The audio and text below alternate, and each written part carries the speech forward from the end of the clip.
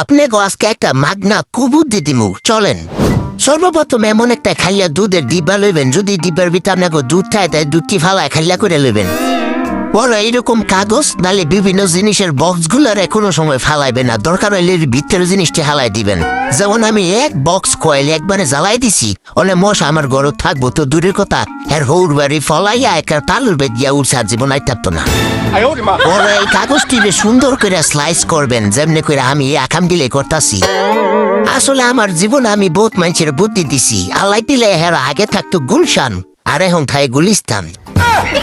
এর আগে এক পুলিশে বুদ্ধি দিছিলাম, আল্লাহ দিলে এখন হের জেলখানা খালি। অনেক সময় ফালাইনা জিনিসপত্র দিয়াও অনেক সুন্দর সুন্দর উপকারের জিনিস তৈরি করা যায়, যদি মাথার ভিতরে সৃজনশীলতা থাকে। ভিডিওটা দেখা কি বুঝলেন? যদিও আপনাকে সময়টা নষ্ট করছি, তাও জিনিসটা বানায় আপনাকে পাকের ঘরের কোনায় রেখা দিয়েন, দেখেন অনেক উপকার হইব আর অনেক কাজেও দিব। কুবুদ্ধিটা কেমন দিলাম?